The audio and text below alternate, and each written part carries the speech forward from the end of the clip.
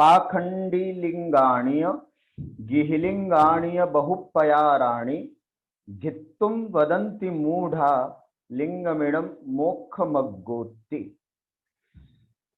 ध्यान से सुने। पाखंडी लिंगाणीय, पाखंडी, पाखंडी माने धूर्त समझे, है ना, जो वेश तो उनका साधु होता है किंतु अंतरंग से जो बहुत खराब प्रवृत्ति के लोग होते हैं उनको यहाँ पाखंडी जैसे शब्दों का प्रयोग किया गया है ना, अर्थात धूर्तता जिसके अंदर होती है, दिखाने में बहुत साधु सज्जन दिखता है किंतु अंतरंग से बहुत कुटिल और कपटी होता है, ऐसे लोगों के लिए पाखंडी शब्द का प्रयोग किया जाता है। तो ऐसे पाखंडी लिंगाणीय, ऐसे पाखंडी धूर्त साधुओं का वेश धारण करने वाले, गिहिलिंगाणीय और गृहस्थ के अलग अलग रूप धारण करने वाले, है ना, अर्थात कई लोग अपने आप को साधु बताते हैं लेकिन होते कैसे हैं, वो गृहस्थ होते हैं, गृहस्थ के वेश में होते हैं किंतु अपने आप को साधु बताते हैं, है ना, अपने आप को गुरुदेव बताते हैं। ऐसे गृहस्थ के कौन कौन से लिंग हैं, गृहस्थ के वेश कौन से हैं, तो गृहस्थ में जैसे कुर्ता पजामा पहन करके या फिर धोती दुपट्टा पहन करके या फिर श्वेत साड़ी पहन करके या रंग बिरंगी साड़ी पहन करके, है ना, या पैंट शर्ट पहन करके, कुछ भी ऐसे जो गृहस्थ के वेशभूषा हैं, ऐसे गृहस्थ के वेशभूषा में अपने आप को देवशास्त्र गुरु की श्रेणी में रखने वाले कि हम गुरु हैं, है ना, हम साधु हैं, इस तरह का बताने वाले, इसको कहते हैं गिहिलिंगाणी।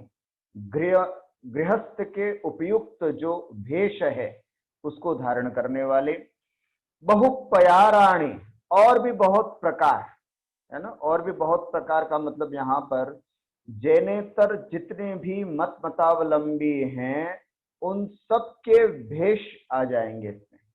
तो और भी बहुत प्रकार के धर्म हैं, बहुत प्रकार के दर्शन हैं, उन सब को धारण करने वाले, इन सबको गित्तुम ग्रहण करके मूढ़ा, मूढ़ अज्ञानी जीव क्या कहते हैं, लिंगमिणम, इणम लिंगम, यह भेष जो है वो मोक्ष मग्गोति इति, मोक्ष मग्गो इति वदन्ति, ये मोक्ष मार्ग है, मैंने जो ये स्वरूप धारण कर रखा है ये मोक्ष मार्ग है, इति वदन्ति, ऐसा कहते हैं।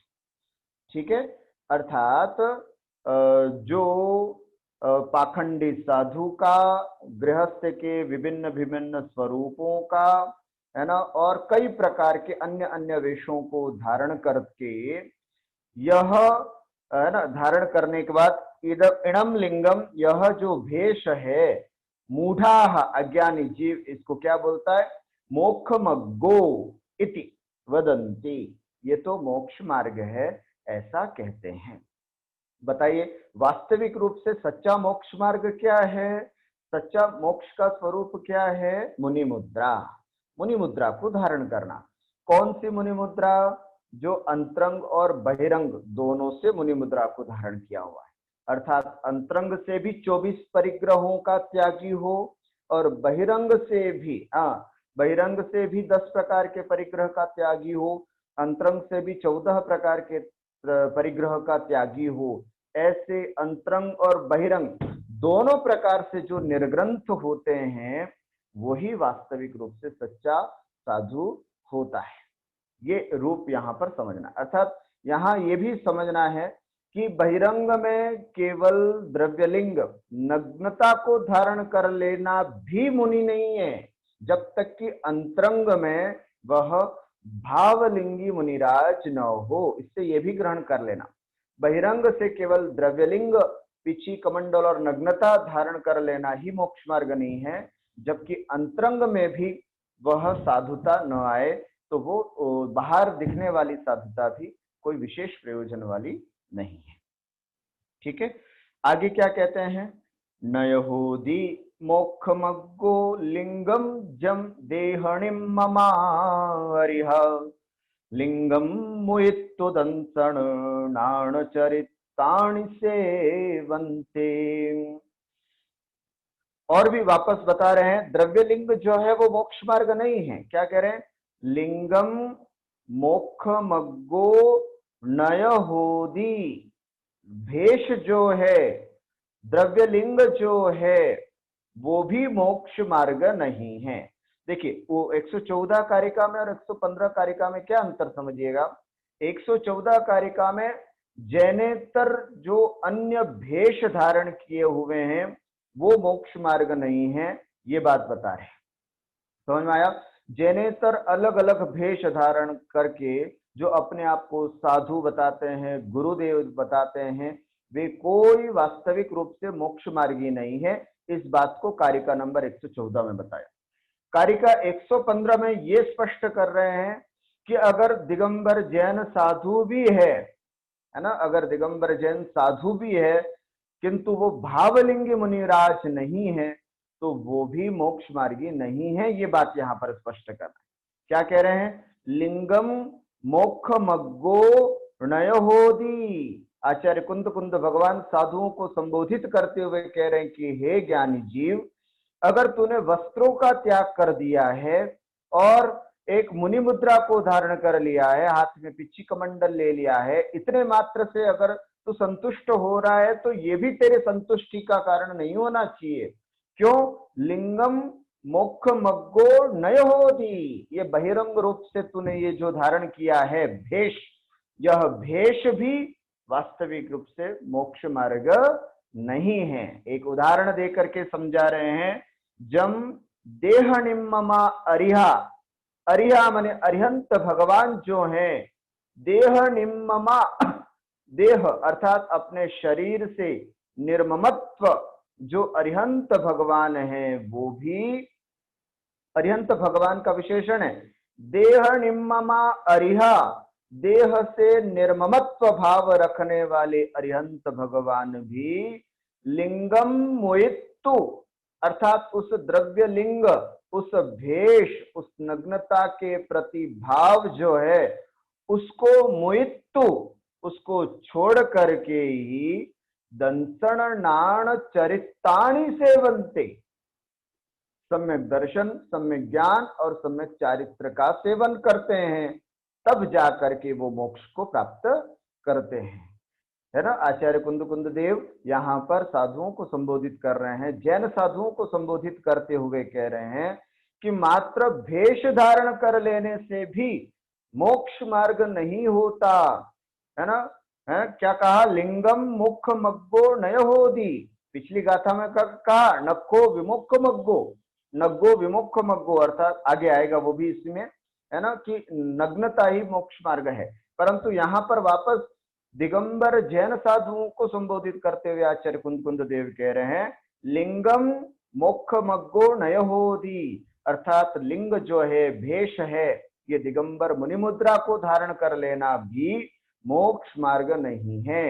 हाथ से केशलोच कर दिया, तपस्या और उपवास कर दी, है ना, और भी बहुत सारे प्रकार के कार्य कर लिए, किंतु ये सब मोक्ष मार्ग नहीं है। मोक्ष मार्ग मैं बताता हूं, ऐसा कह करके आचार्य कुंद कुंद देव अरिहंत भगवान का उदाहरण दे करके कह रहे हैं निम्ममा अरिहा जम, अर्थात जिस प्रकार से निम्ममा अरिहा, देह निम्ममा, देह से निर्ममत्व हो करके अरिहंत भगवान क्या करते हैं? लिंगम मोहितु, है ना, अपने द्रव्य लिंग के प्रति भाव को छोड़ करके, बाहरी वेशभूषा आदि को या बाहरी सभी क्रियाओं को छोड़ करके, है ना, बाहरी जितनी भी क्रियाएं, बाहरी क्रिया क्या होती है साधु की? सामायिक करना, जाप करना, उपवास करना, स्वाध्याय करना, ये सब बहिरंग क्रिया हैं।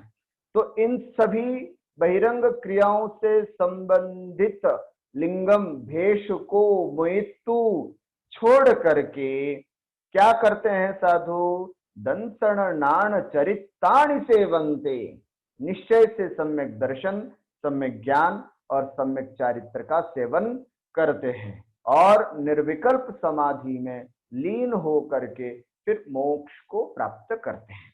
तो वास्तविक मोक्ष तो, है ना, द्रव्य लिंग भी नहीं है, द्रव्यलिंग से हट करके भावलिंगी बनना, है ना। भावलिंगी का मतलब, द्रव्यलिंग का मतलब बहिरंग भेष, और भावलिंग का मतलब आत्म परिणामों में वो निर्ग्रंथता आना, उसको कहते हैं वास्तविक मोक्ष मार्ग। तो ऐसा मोक्ष मार्ग ही जो है वो अरिहंत भगवान सेवन करते हैं, तभी वो अरिहंत बनते हैं और तभी आगे जाकर के सिद्ध बनते हैं। इसलिए वो ही हमारे लिए ऊपर कार्य करने योग्य है, उसी को हमको करना चाहिए। ठीक है। उसके बाद अगली कारिका में हमने पढ़ा वस्त्रधारी को मोक्ष नहीं। फिर वापस देखिए, वापस कुंद कुंद भगवान यू टर्न ले रहे हैं। वैसे कुंद कुंद भगवान तो नहीं ले रहे हैं, क्योंकि वो समयसार जी की गाथा थी और ये सूत्र पाहुड़ जी की गाथा है। अष्ट पाहुड़ में एक सुत्त पाहुड़ होता है, उसकी गाथा है। ये संकलन करने वाले आचार्य गुरुदेव जो है वो वापस इस लिंग से संबंधित जो कारिका मिलती है अष्टपाहुड़ की, वहां से एक गाथा उठा करके फिर से हमको स्थिर करते हुए बता रहे हैं। क्या कह रहे हैं?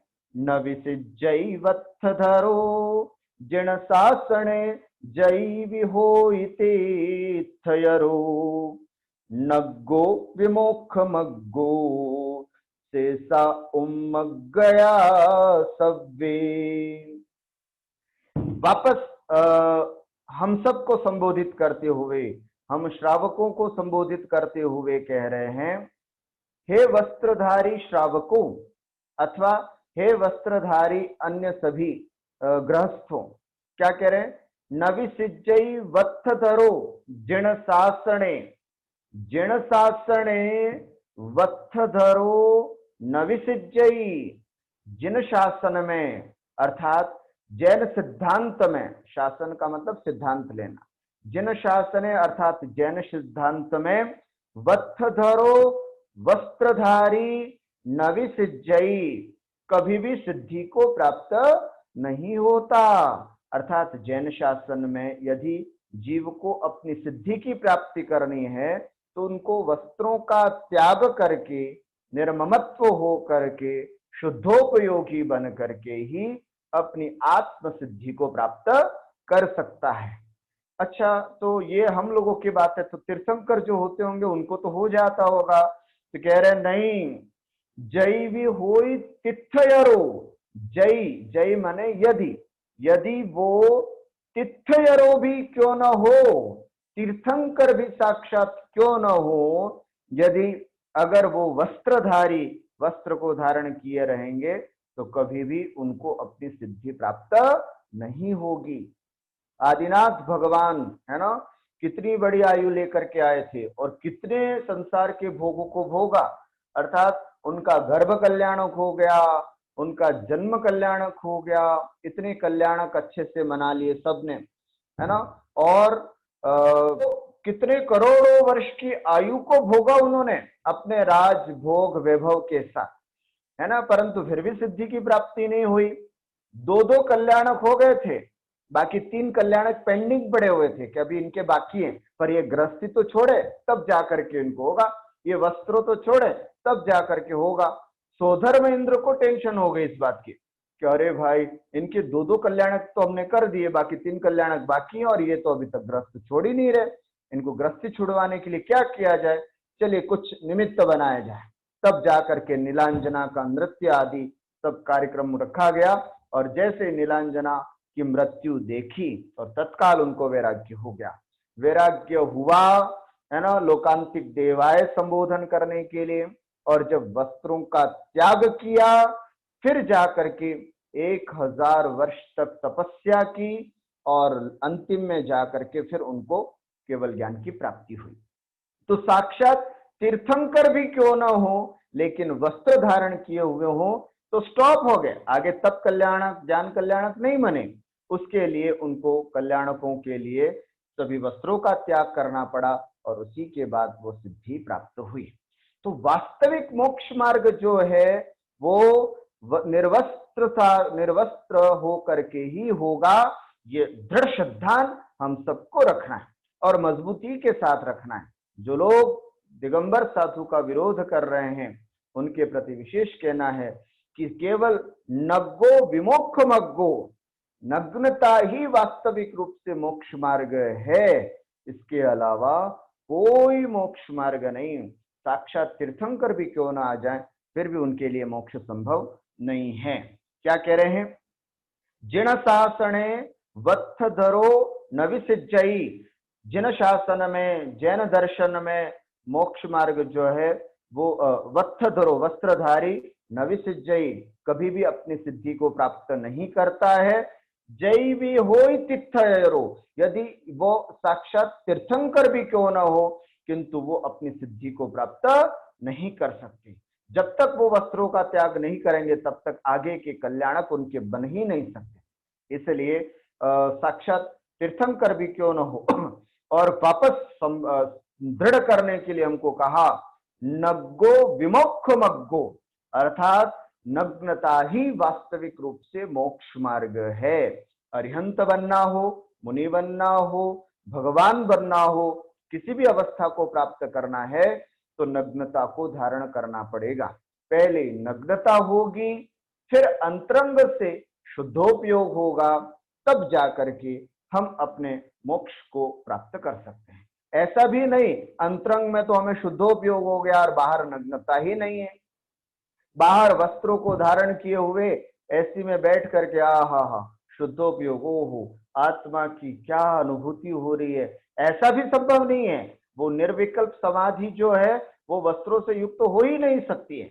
इसलिए कहा पहले नग्नता, फिर निर्विकल्पता और फिर मोक्ष मार्ग, शुद्धोपयोग से होकर के मोक्ष मार्ग बनता है ना। इसलिए कहा नग्गो विमोक्ष मग्गो, नग्नता ही मोक्ष का मार्ग है।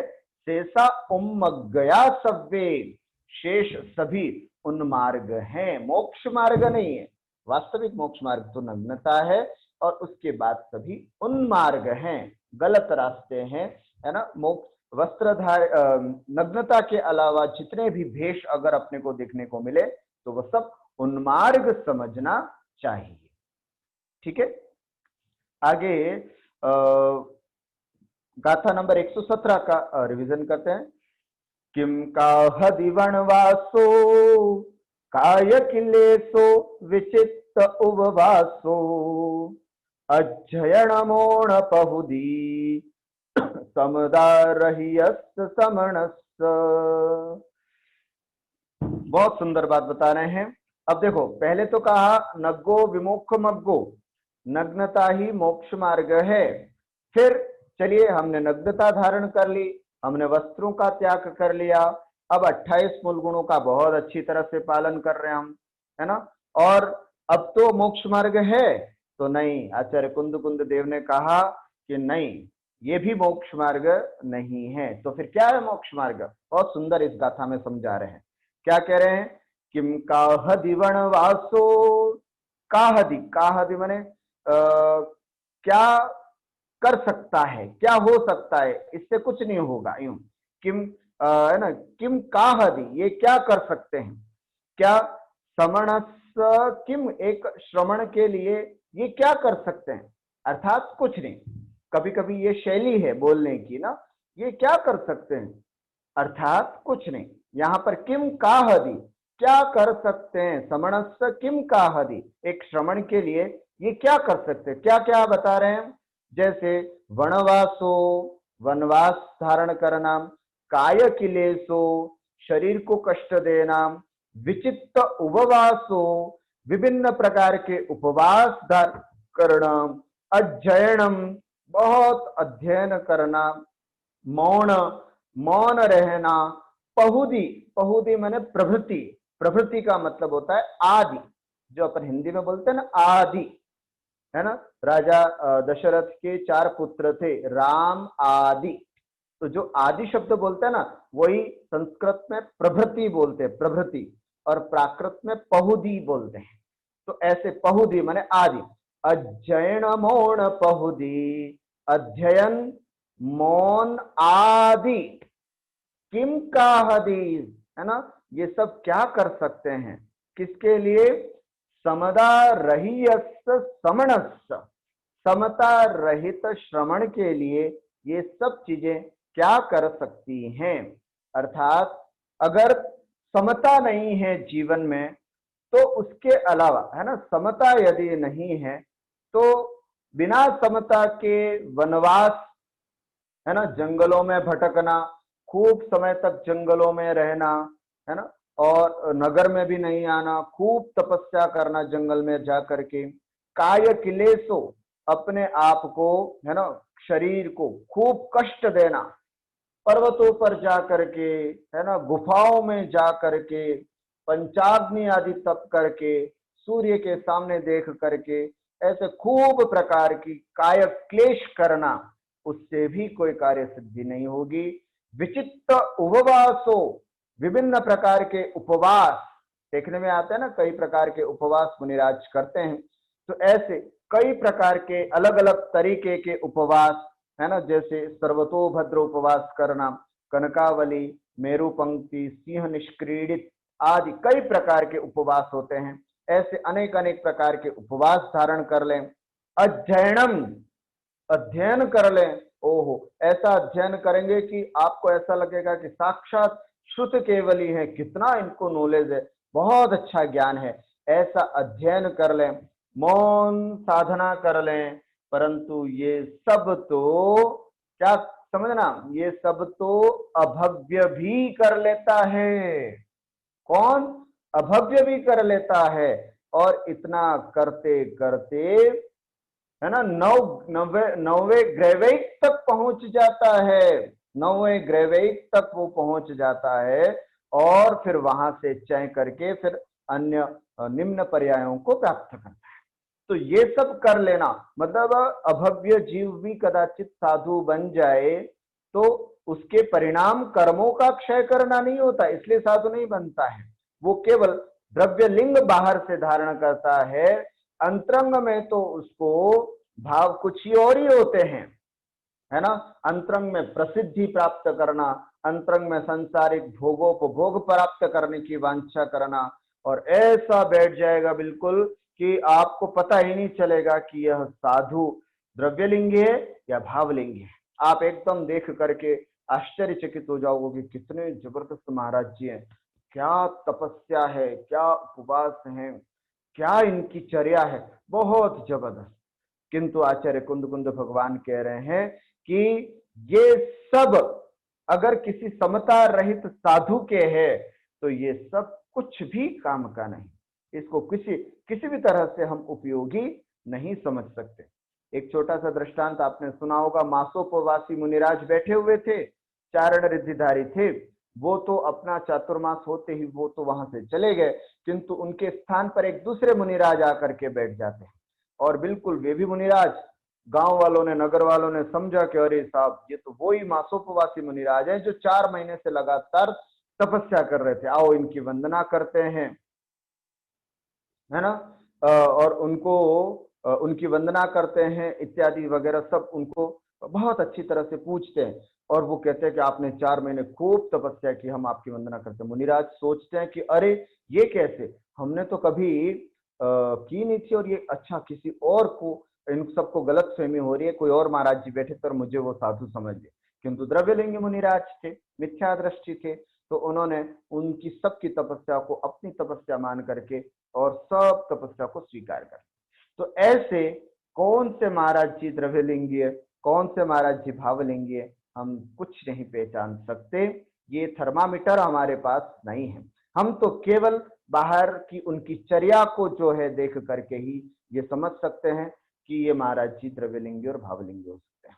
इसलिए आचार्य कुंद कुंद भगवान ने उन साधुओं को भी संबोधित करते हुए कहा कि नहीं, हे साधुओं, अगर तुम वनवास में रहते हो, बहुत काय क्लेश भी करते हो, विभिन्न प्रकार के उपवास आदि भी करते हो, खूब अध्ययन भी कर लिया तुमने, स्वाध्याय भी कर लिया, मौन रह करके भी साधना करते हो, तो ध्यान रखना तुम मुनि नहीं हो। इतना करने के बावजूद भी तुम मुनि नहीं हो। मुनि बनने के लिए जो सबसे बड़ा लक्षण है वो है समता, समता को धारण करना। हरिमित्र महलम सान कंचन, कांचन निंदा स्तुति करे, अर्घावतारण असि प्रहारण, में सदा समता धरे। ऐसी समता होनी चाहिए मुनिराज। अरि मित्र, शत्रु हो या मित्र, है ना, अरि मित्र। महल मसान, महल हो या मसान हो, अरि मित्र महल मसान। कंचन कांच, सोना हो या कांच के टुकड़े हो, कंचन कांच। थुति, निंदा स्तुति करे, कोई निंदा कर रहा हो चाहे स्तुति कर रहा हो, समझ में आया। अर्घावतारण असि प्रहारण, छडाला में पंडित दौलत राम जी बताते हैं मुनियों के लक्षण में कि कैसे मुनिराजों की समता होती है। अर्घावतारण, कोई उदक चंदन करके आपका अर्घ अवतरण कर रहा हो, या फिर असि प्रहारण, अर्घावतारण असि प्रहारण, या फिर आपको तलवार से आपके ऊपर प्रहार कर रहा हो। उन सब स्थितियों में यदि हम समता धारण करें तो वास्तविक रूप से समताधारी मुनिराज होते हैं। अरिमित्र महल मसान, कंचन कांच, कांच थुति निंदा करें। अर्घावतारण असि प्रहारण, में सदा समता धरे। इन सब में जो समता भाव धारण करते हैं मानुभाव, वही वास्तविक रूप से समताधारी मुनिराज होते हैं।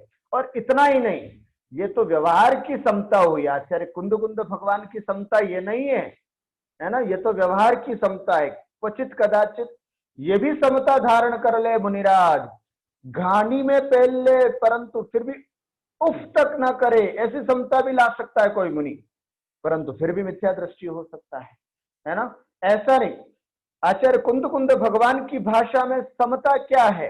आचार्य कुंद भगवान की भाषा में समता है निर्विकल्प समाधि में लीन होना, आत्मा के समरूप परिणाम होना। और ये समरूप परिणाम केवल शुद्धोपयोग की अवस्था में ही बन सकते हैं।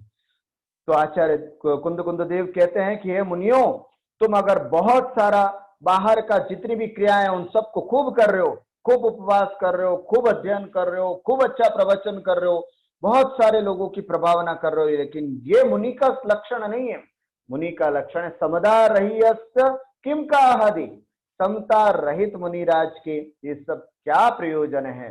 मुख्य कार्य है समता, अर्थात ये सब नहीं भी करें और समता धारण कर ली किसी मुनिराज ने, है ना, किसी मुनिराज ने शांति से अपने रहे और बहुत समता भाव धारण करके निर्विकल्प समाधि में खूब शुद्धोपयोग करते हैं।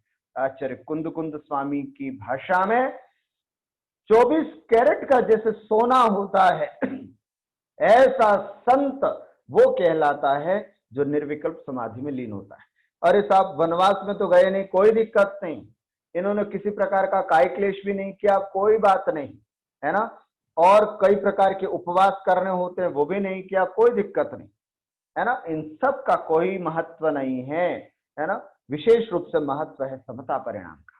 इसका मतलब ये भी निरर्थक है ऐसा नहीं, इन सब के माध्यम से ही हम अपने आत्मा को निर्विकल्प अवस्था को प्राप्त कर सकते हैं, इसलिए ये भी करें।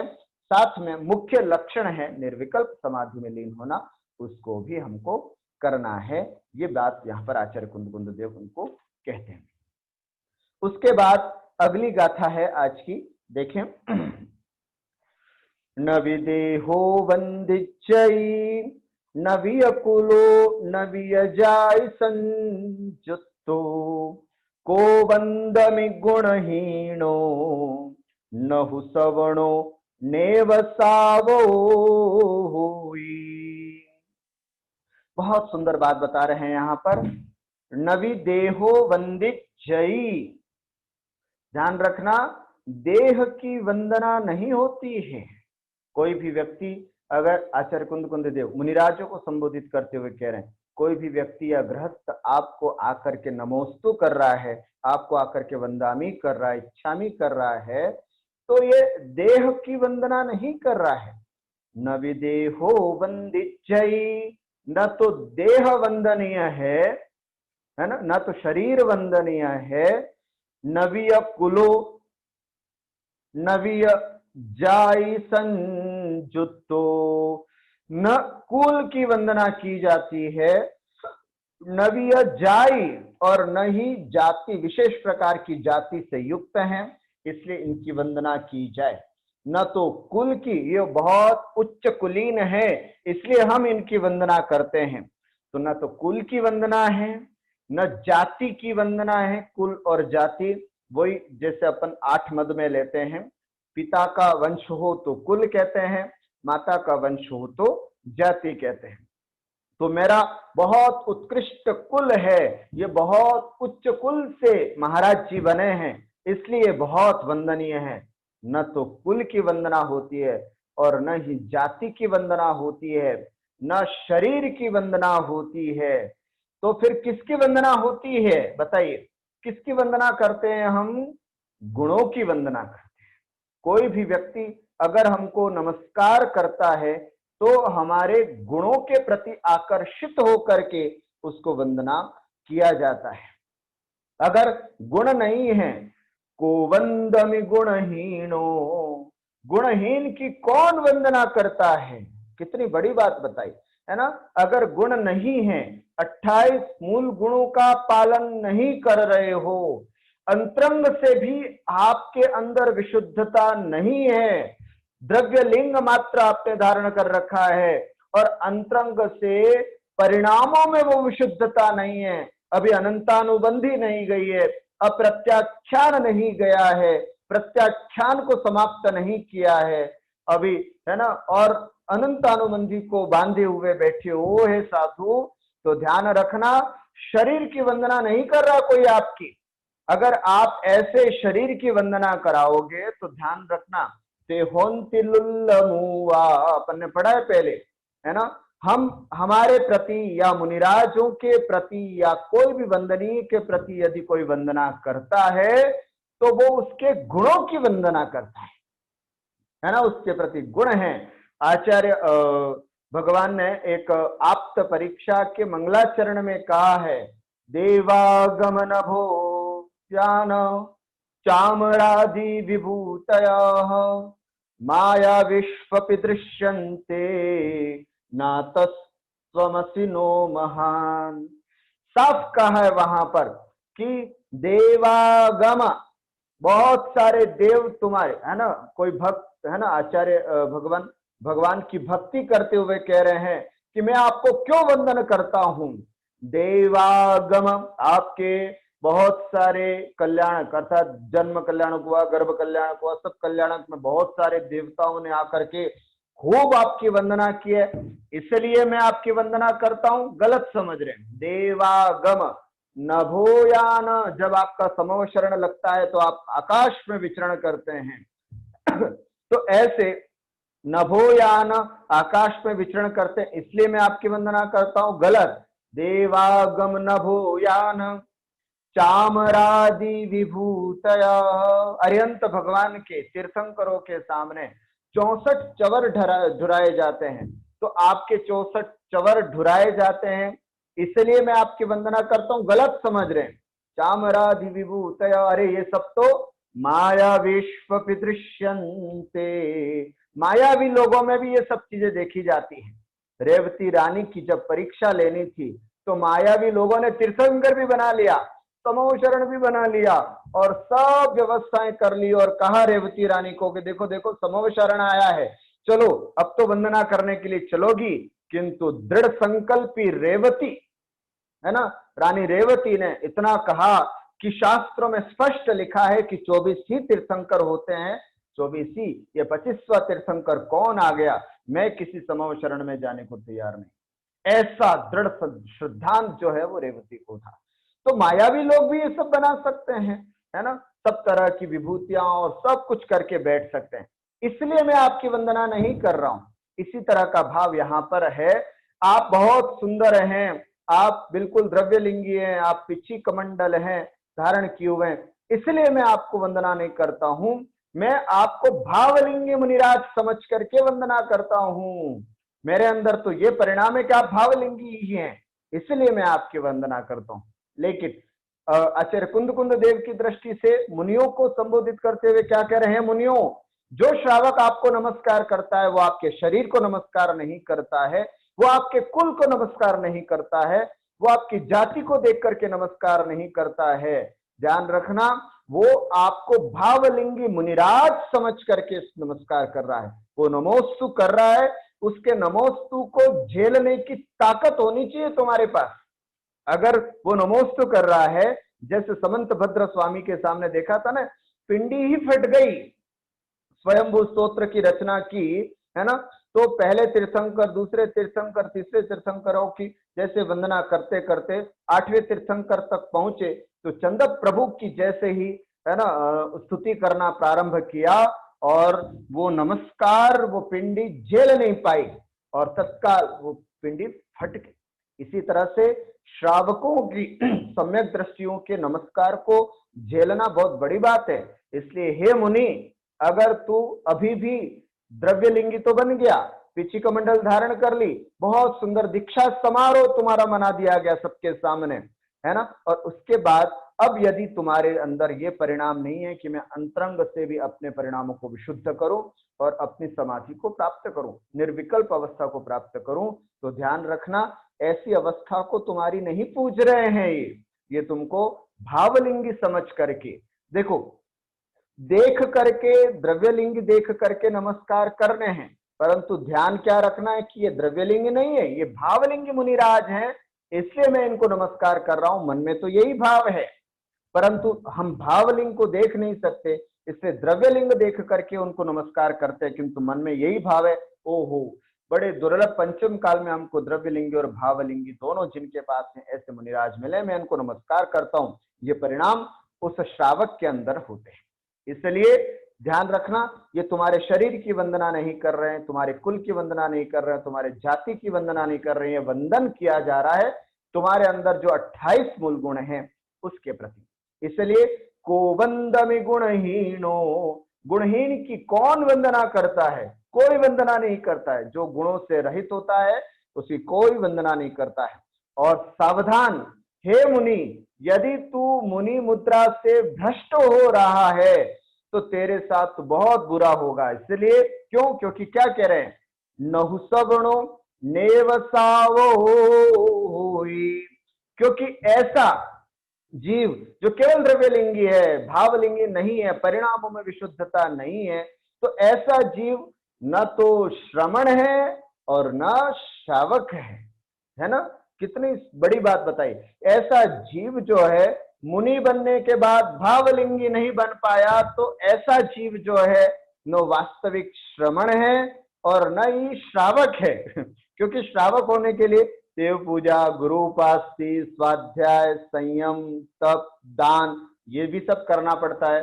दूसरी प्रतिमा, तीसरी प्रतिमा, चौथी प्रतिमा आदि इन सब का भी पालन करना होता है, तब वो अच्छे से श्रावक बन पाएगा।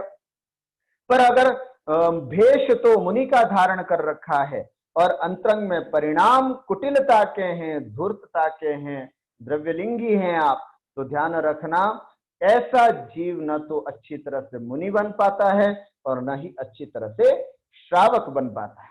इसलिए न कहा नहु सवर्णो, न तो वो श्रमण है, नेव सावो होई, और नहीं सावो का मतलब श्रावक, और न ही वो अच्छी तरह से श्रावक बन पाता है। इसलिए मुनि, हे मुनियों ध्यान रखना, यहाँ पर कुंद कुंद देव संबोधित करते हुए कह रहे, हे मुनियों, कोई भी व्यक्ति आपके शरीर की वंदना नहीं करता है, ना आपके कुल और जाति की वंदना करता है, वो वंदना करता है आपके गुणों की, आपके भावलिंग की। अगर आप नहीं हैं तो ध्यान रखना, ना तो आप मुनि हैं और न ही श्रावक है। द्रव्यलिंगी मुनि को मुनि नहीं कहा, भावलिंगी मुनि को ही वास्तविक मुनि कहा है। द्रव्यलिंगी तो मिथ्या दृष्टि भी हो सकता है, तो फिर वो मुनि कैसा? मुनि तो वो है जो छठे गुण स्थान, सातवें गुण स्थान में रहे, और छठे और सातवें गुण स्थान में रहने वाला कौन होता है? जो भावलिंगी होता है। द्रव्यलिंगी मुनिराज के लिए ये नहीं। इसलिए बहुत सोच समझ करके, है ना, अपनी चर्याओं को करना चाहिए। और जो मुनि बनने की तैयारी कर रहे हैं उनको भी आचार्य कुंद कुंद देव को अच्छे से पढ़ लेना चाहिए। आचार्य कुंद कुंद देव ऐसी फटकार लगाते हैं, ऐसी डांट लगाते हैं, और एक यही मात्र साधु हुए हैं जो साधुओं को डांटते हैं, है ना, अच्छी फटकार लगाते हैं और बार बार उनको संबोधित करते हैं। मैं तो ये भावना करता हूं कि जो जो भी मुनिराज बने हैं आखी उम्र केवल आचार्य कुंद कुंद देव को पढ़े, वो मुनि बनने के बाद केवल कुंद कुंद देव को पढ़े तो भी काफी होगा। अब उनको रत्नकर्ण शावकाचार पढ़ने की आवश्यकता नहीं है, अब उनको पुरुषार्थ सिद्धि उपाय पढ़ने की भी विशेष आवश्यकता नहीं है। जितने भी श्रावकाचार है वो नहीं भी पढ़ेंगे तो चलेगा, केवल मूलाचार मूलाचार और मूलाचार पढ़ करके अपनी चर्या अच्छी रखें, यही भाव यहाँ पर बताया गया। एक बार इसका भावार्थ भी देख लेते हैं। न तो किसी का शरीर पूजा जाता है, न कुल न पितृपक्ष, कुल का मतलब पितृपक्ष पूजा जाता है, और न जाति अर्थात मातृपक्ष पूजा जाता है, किंतु संयम रूप गुण ही पूजा जाता है। जिसमें संयम नहीं है वह सुंदर स्वरूप शरीर है ना, सुंदर स्वरूप वाला शरीर है, उच्च कुल है, उच्च जाति वाला होकर भी अपूजनीय बन जाता है, होता रहता है।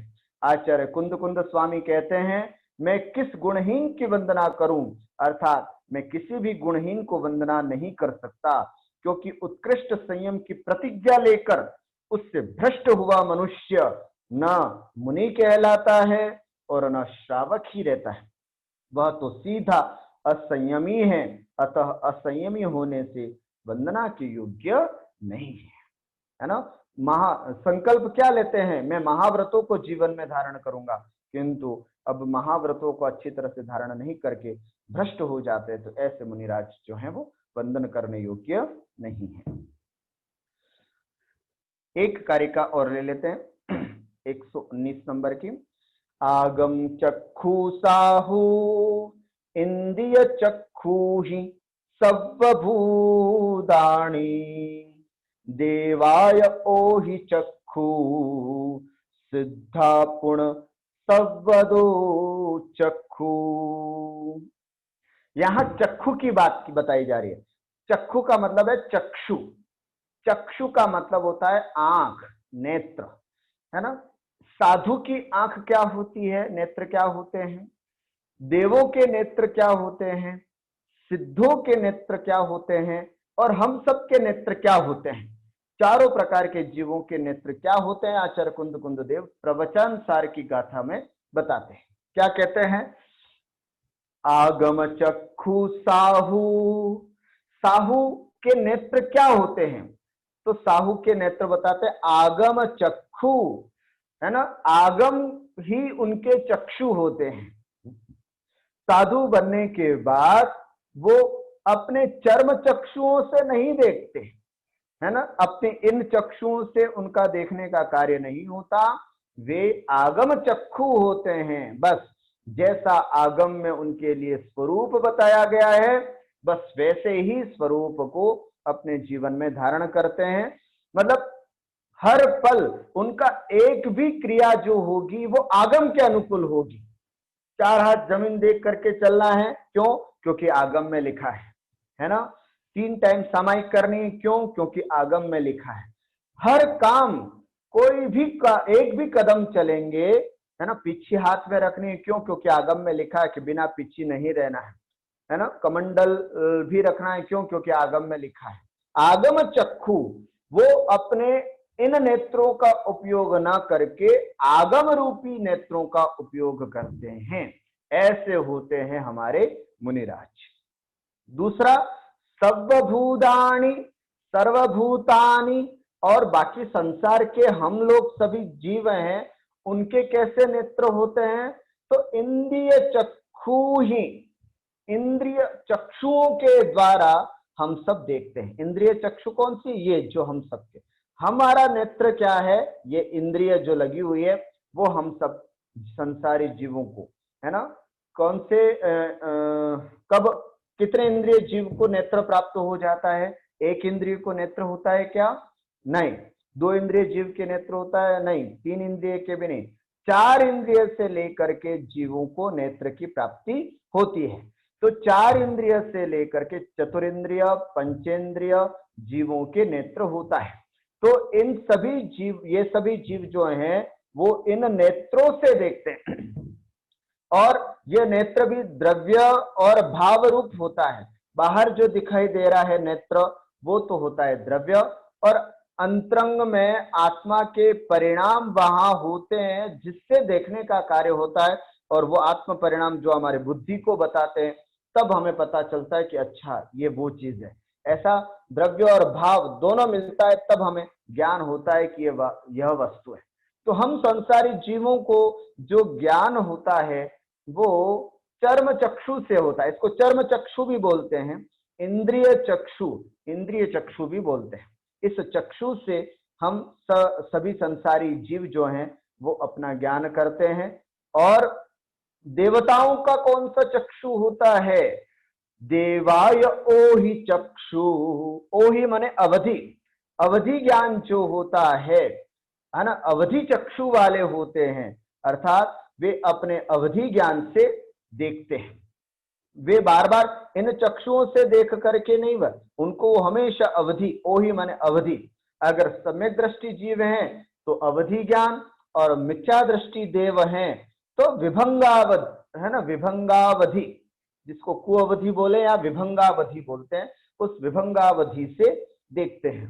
तो इसलिए देवताओं का जो चक्षु होता है वो ओहि चक्षु है ना, अवधि चक्षु, अवधि ज्ञान रूपी चक्षु से, मतलब नेत्र ये चर्म चक्षु बंद है, अपने अवधि ज्ञान से आंखें बंद करके भी अवधि ज्ञान से वो देखते हैं और उनको सब बातें पता चल जाती है। तो देवताओं का चक्षु जो है वो अवधि ज्ञान है। और सिद्धों का चक्षु क्या है? क्या वो अवधि ज्ञान लगाते हैं? नहीं साहब, सिद्ध बन जाने के बाद उनको केवल ज्ञान। बताओ सिद्धों के कितने ज्ञान होते हैं? 5 ज्ञानों में से मति ज्ञान, श्रुत ज्ञान, अवधि ज्ञान, मन परे ज्ञान और केवल ज्ञान। इन 5 ज्ञानों में सिद्धों के कितने ज्ञान होते हैं? तो सिद्धों के केवल एक ही ज्ञान होता है। कौन सा? केवल ज्ञान। बस, तो अपने केवल ज्ञान हो जाने के बाद सिद्धा पुण सब्वदो चक्षु, अर्थात सिद्ध भगवान जो होते हैं वो सब्वदो, सर्वतः, संपूर्ण अपने आत्म प्रदेशों से चक्षु मतलब देखने का कार्य करते हैं। आपने सुना होगा है ना, देवत अकल अपन ने क्लास में भी पढ़ा था कि अरिहंत सिद्ध भगवान जो होते हैं उनका एक नाम और है अशरीरी, अशरीरी भी बोलते हैं, अर्थात यह देह नहीं होती है उनकी, केवल ज्ञान शरीरी होते हैं सिद्ध भगवान। तो केवल ज्ञान ही उनका स्वरूप होता है। जब केवल ज्ञान ही उनका स्वरूप है तो पूरे शरीर से है ना, पूरे शरीर ज्ञानमय हो जाता है। शरीर क्या रहा? एक तरह से पूरा आत्म प्रदेश ही रहा, संपूर्ण आत्म प्रदेश से ही वो जानते हैं। ऐसे 4 जीवों के चक्षु की बात यहाँ पर बताई है ना। सबसे पहले हम सभी संसारी जीव जो होते हैं वे इस चर्म चक्षुओं से देखते हैं और जानते हैं। मुनिराज जो होते हैं उनके पास आगम चक्षु होती है, अर्थात वो आगम के अनुसार चलते हैं, देखभाल अपनी आंखों से नहीं चलते, वो हर क्षण अपने आगम को ध्यान में रखते हुए फिर अपना कार्य करते हैं। देवता लोग अवधि ज्ञान से, अवधि ज्ञान रूपी चक्षु उनके पास होता है। और सिद्धों का है ना संपूर्ण आत्म प्रदेश जो होते हैं उन आत्म प्रदेशों से देखते हैं और जानते हैं, वही उनका वास्तविक स्वरूप होता है। आइए भावार्थ देखते हैं। संसार में जितने संसारी जीव हैं वे सब अज्ञान से आच्छादित हैं। इस कारण पर ज्ञेय पदार्थों में मोहित है ना, पर पदार्थों में, पर के द्वारा जाने गए पदार्थों में मोहित आसक्त हैं। ज्ञान स्वरूप शुद्धात्म ज्ञान से रहित हैं। इससे इनके अतीन्द्रिय सबको देखने वाला नेत्र नहीं है। हम और आप सबके अज्ञानी संसारी जीवों के ये सब चीजें नहीं है। सर्वदर्शी तो एक सिद्ध भगवान होते हैं। उस सिद्ध पद की प्राप्ति के निमित्त जो मोक्ष मार्गी, अब वो सर्वचक्षु या सर्वदर्शी अगर कोई है तो वो सिद्ध भगवान है। अब उस सिद्धत्व को प्राप्त करने के लिए जो मोक्ष मार्ग में लगे हैं, ऐसे महामुनि जो होते हैं उनका चक्षु क्या होता है?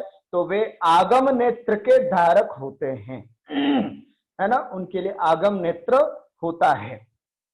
उस आगम नेत्र से स्वरूप, मतलब स्वरूप, अपना रूप क्या है, पररूप दूसरे का स्वरूप क्या है, इसका भेद करते हैं कि ये मैं हूं, ये वो है। ऐसे आगम को पढ़ पढ़ करके भेद विज्ञान को प्राप्त करते हैं। यद्यपि ज्ञेय ज्ञान की परंपरा एकता हो, यद्यपि ज्ञेय ज्ञान की परस्पर एकता हो रही है, भेद नहीं किया जाता है, तो भी आगम नेत्र के बल से लक्षण भेद जुदा जुदा जुदा किए जाते हैं।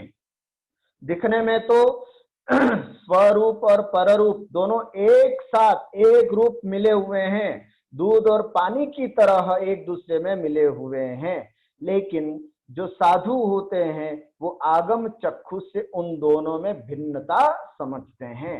जैसे हम सब अज्ञानी जीव अपने शरीर को ही मैं मानता हूं और मैं ही शरीर हूं, ऐसा हमारा ज्ञान होता है ना।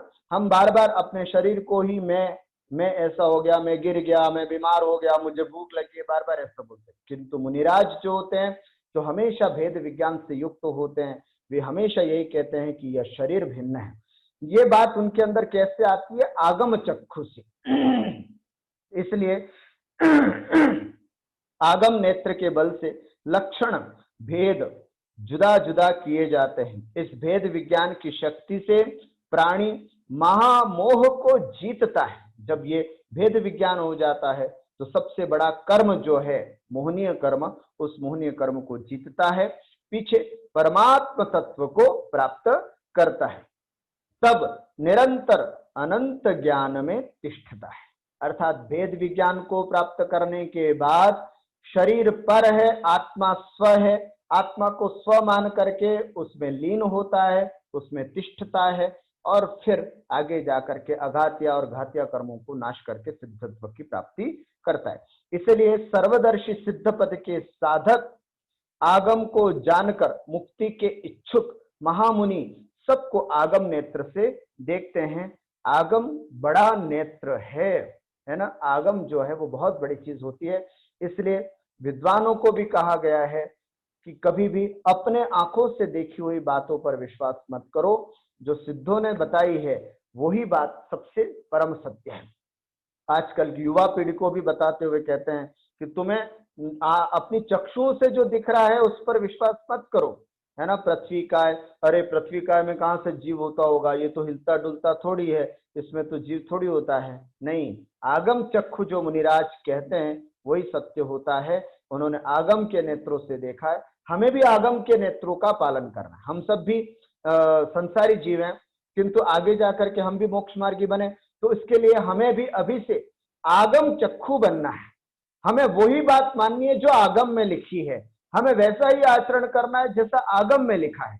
इन नेत्रों पर विश्वास मत करो और इन नेत्रों के कहने पर मत जाओ। ये नेत्र तो आपको अच्छी अच्छी वस्तुएं देखने के लिए आकर्षित करेंगी, है ना। बहुत सारे वर्णों के प्रति आकर्षित होती है ये नेत्र, बहुत सुंदर सुंदर चीजें देखने के लिए अपने को आकर्षित करती हैं। तो इस चर्म चक्षुओं के प्रति हमारा भाव न हो, हमें आगम चक्षु बनना है। एक सम्यक दृष्टि जीव, एक ज्ञानी जीव होता है, वो आगम को ही अपना नेत्र मानता है और जैसा आगम में लिखा है वैसा ही। कई बार क्या होता है कि कई लोगों को आगम दिखा देने के बाद भी, है ना, कोई गलत काम कर रहे थे और जैसे उनको आगम दिखा दिया कि देखो ये आगम में ऐसा लिखा है, तो वो तुरंत अपने आप को सुधार लेते हैं, क्योंकि वो आगम चक्षु होते हैं। अरे नहीं साहब, फिर तो मुझे ये कार्य नहीं करना चाहिए था, आगम में तो ऐसा लिखा है। किंतु कुछ ऐसे मिथ्या दृष्टि होते हैं, उनको साक्षात आगम भी दिखा देते, तब भी वो यही कहेंगे नहीं साहब, हमारे तो जो परंपरा से हम किसी काम को करते आ रहे थे हम वही करेंगे, हमारे लिए कोई आगम महत्वपूर्ण नहीं।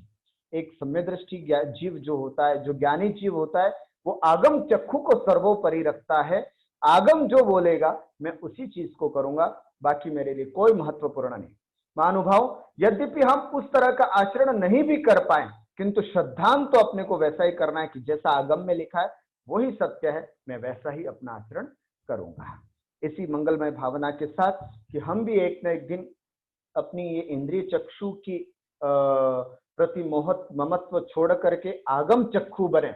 वही चक्षु बनने में भी बड़ी बात नहीं है, अवधि चक्षु बनने के प्रति लालायित मत होना कि हम अवधि ज्ञानी बने, नहीं, कोई जरूरत नहीं।